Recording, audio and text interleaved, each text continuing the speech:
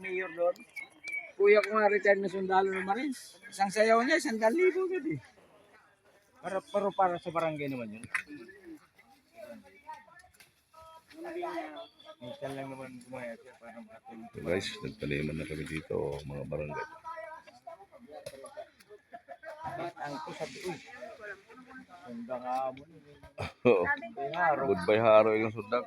Sabi ko nga nung Dalagan, ibubukur. sama ka rin nila ni Tag isang kilo, sabi, ito hamon. Dave nun nung Tag isa. Ano. Yung mga guyabano, mga ganyan. Pado. Nasaan na makasamahan natin, Buloy? Sila, Pres ba? Kaya barangay sir. Sa ano kami, Fairview, North Fairview. Nakapag-seminar ako doon kay ano, kay Kapitan Tibal ng ano. Kibal sa ano yan, Dalya. Oo.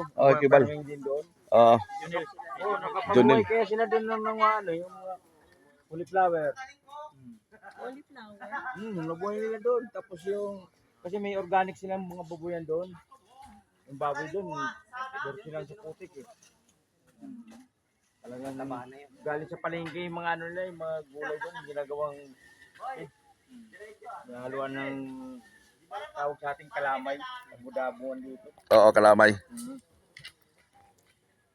Yung mga pang-express insecto na nanggagaling din sa mga halaman. Ano yung baboy nila? Itim? Puti.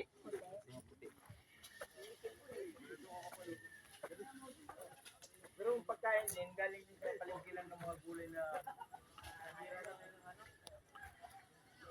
ginagawa